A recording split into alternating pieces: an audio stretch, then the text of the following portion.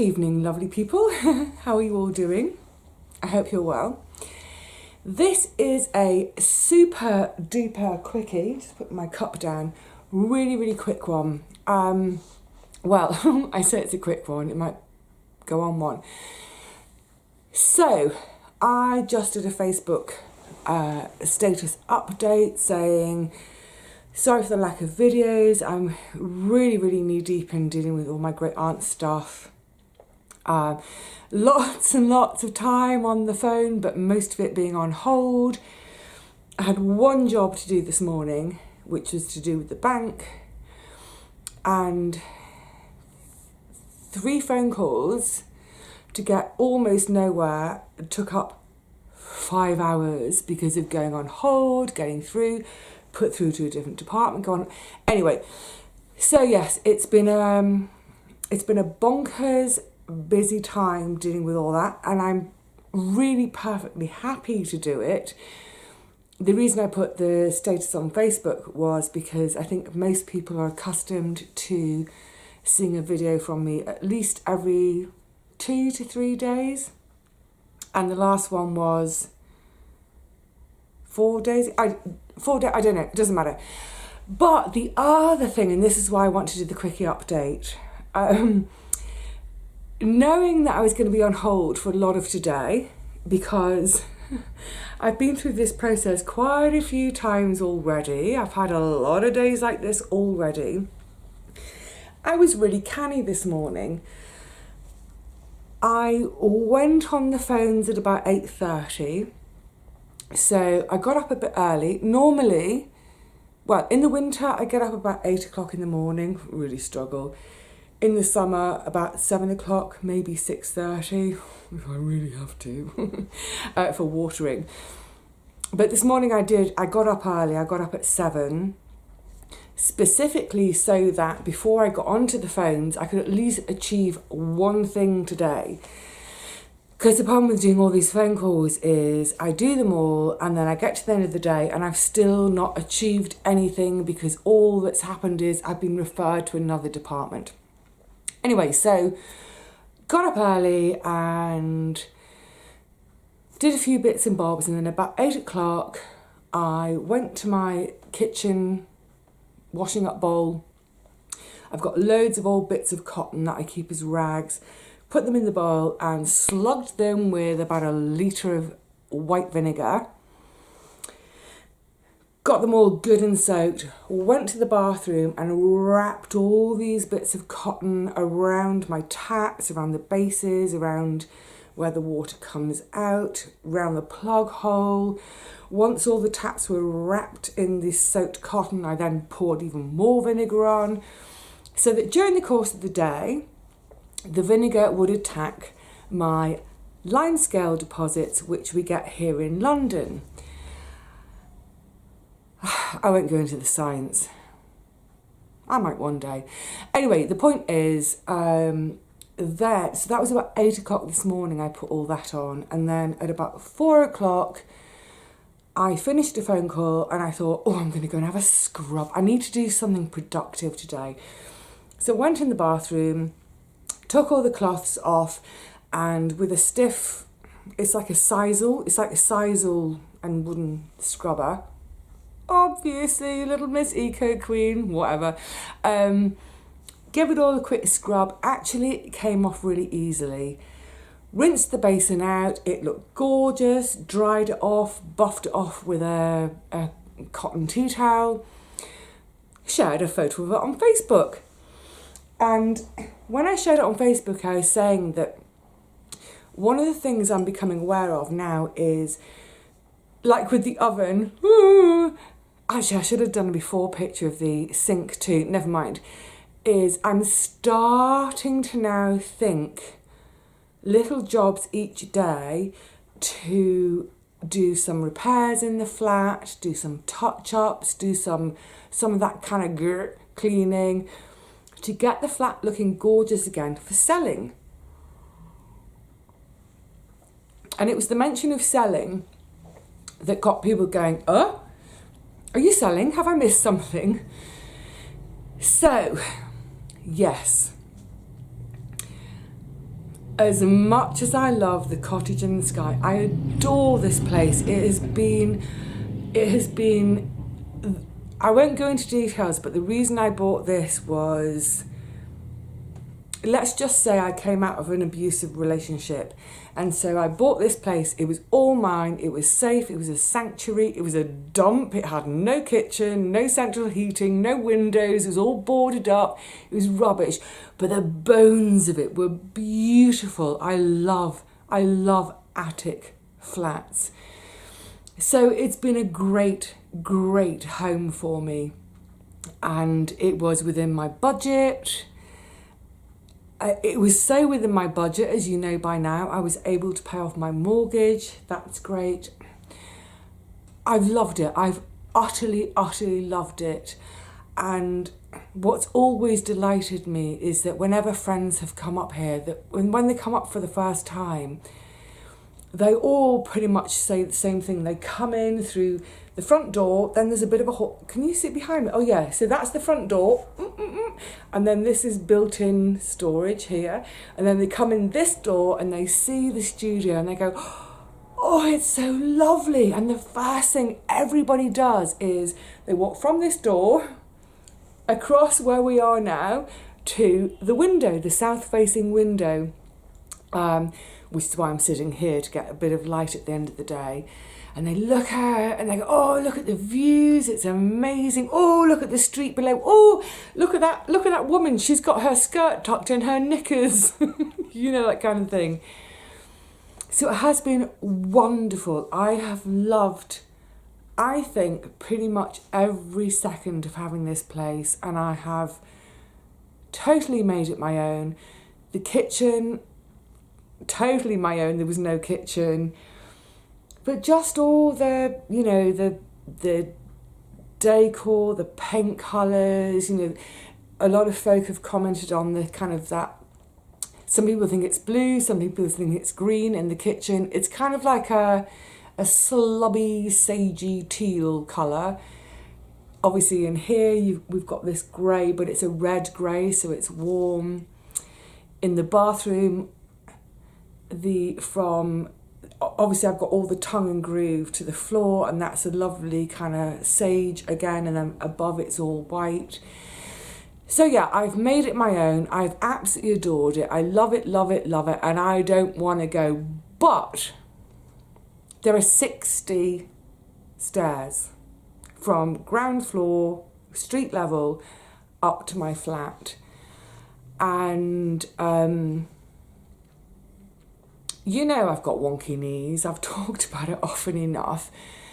I think though that sometimes I've underplayed it about just how bad they are, because this winter in particular, they've been really bad. There have been days, November, December, January, February, whenever, there have been days when I have not left the house because my knees are so painful. I can't do 3 or 4 steps of stairs, never mind 60. So over this whole winter, I've started to reconcile myself to the fact that I have to move.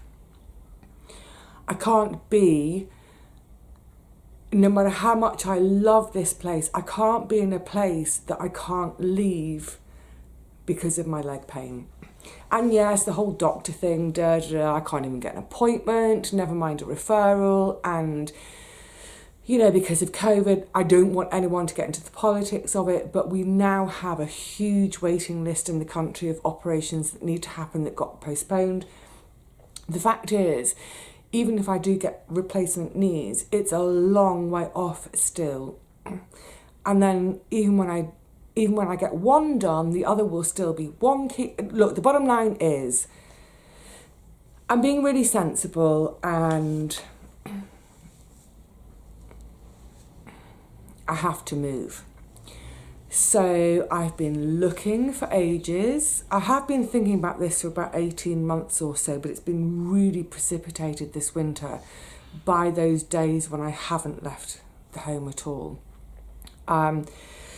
I was looking at near where my sister lives, because it would be nice to be nearer to her. I've looked in Swanage in Dorset, where my grandparents lived, because I love it there. I've also looked at Devon and Cornwall and Somerset and Hampshire, because I kind of want to stay south for the temperature. I don't do well with cold, but also growing. Gosh, it's so tricky. And every time I've looked at so many properties, every time I thought, oh, that one looks, yeah, I would do that. And I know a lot of you have thought over the years, why don't you move to the countryside, Vivi? Get a lovely little cottage, some land, da da da.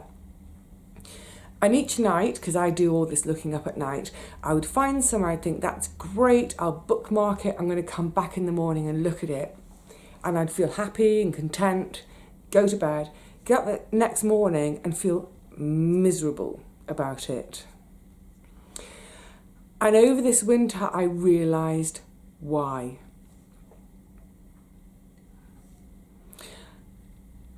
I live on my own, and that's great. I like my own company. I'm really good with that. But I am a real people person. I'm gregarious. I feed off the energy of other people, and I feed their energy. I need to be with people.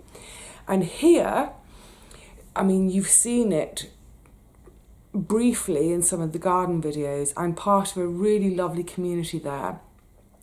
And this isn't just random fellow plot holders who I happen to get on with. These are people who have become my friends. So yes, we met through the garden, but actually outside of the garden, we're friends and we see each other, except during COVID. I've got dozens of friends in this area too, from going back 20 years for when I first moved into the area and I had a dog, and I walked my dog in the local parks and met people that way.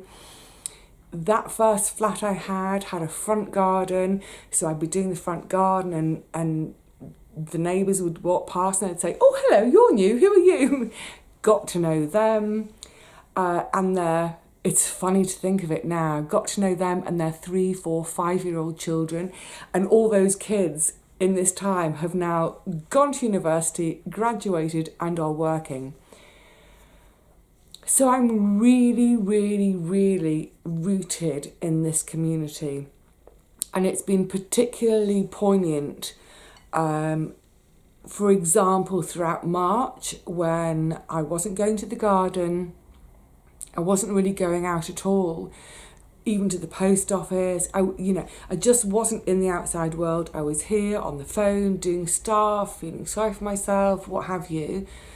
And I was getting texts, emails, messages from folks saying, haven't seen you. Are you okay? God, it's priceless. Priceless. So if I move to a completely new area, people say, oh, you'll make new friends, you're a cheerful girl, whatever. Yeah, I would. But it's taken me 20 years in this community to have that. And if I go to a new area and I don't have a dog, I won't meet the other dog walkers. If I don't have an allotment, I won't make allotment friends. I would suddenly be really, really isolated. Anyway, so I was meaning to keep this short. So the plan is, it's all going to be down to money. But I think I can manage it. I know people think, oh, you got a flat in London, you're sitting on an oil well, gold mine. Don't forget, this is a studio flat. No garden, no outside space, and I'm on the main road. All these things take the price down. But anyway, I think it's going to be manageable. I am now actively looking for a ground floor flat. Hopefully it can be my forever home, like, oh, don't get tearful, like Auntie Teapot had. So she was able to stay at home forever and ever and ever. And, just being practical down the line is like, if I need an ambulance, if I have a fall, if I'm 90 and I have a fall up here, how the heck... The ambulance can't get in because they'll buzz on the street door downstairs. And if I'm on the floor, I can't get to... can you see? Oh, where's my finger going? That's my entry phone. So that's where I pick it up and answer. But I can't do a latch from that. All I can do is speak. If someone buzzes on my door, I have to go down the stairs to let them in. I can't do that for an ambulance crew. And I don't mean any of this in a maudlin way. I'm just kind of future-proofing myself and being sensible and da-da. And you know what? It's taken a long time to get here. It's taken a lot of heart tussles and misery thinking about it. But now that I've made the decision that I have to move, but I'm going to try to stay in this area, which is home to me, I suddenly feel, I feel so relaxed about it, and I actually feel really excited about it because I'm not good with change, but the only change will be I'll keep my garden, I'll keep all my friends, I'll keep the high street, I'll keep my community, I'll keep the shops, I'll keep everything, and the only thing that will change will be the walls. But how exciting to get my hands on a new, it won't be a cottage in the sky, it'll be a cottage in the basement, or not the basement because I don't want the stairs down either. But yeah, so that's where I'm at. Just putting this out quickly today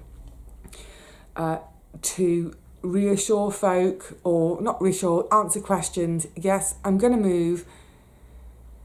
It is going to happen. I don't know when. I think it's probably within the next 18 months to 2 years. However, if I can do it more quickly, within the next year, say, I would really, really like that, because the thing with me is it takes me ages to make the big decisions. But once I've made the big decision, I'm at it. Come on, bring it on. I want to do it tomorrow. I shan't, of course, because I've got a lot of things to do. Teapot, the garden, tart this old joint up. But yeah, so that's where we're at. Yes, I am going to move. No, it's not going to be the countryside, not to have a massive garden, just moving, hopefully within the area, to a ground floor flat, and who knows, maybe that might come with a bit of garden too, and that would be such a Bertie bonus. I'll keep you posted. Right, for now I'm going to say cheerio, duffers. I've got to get on with some other stuff. I will see you all again really soon, and I think the next time you see me, I might even be on a train. More of that next time. Look after yourselves, everyone. Please take care of yourselves and each other and your gardens and your homes. Don't leave things as long as me to sort out. See you soon, lovelies. Cheerio.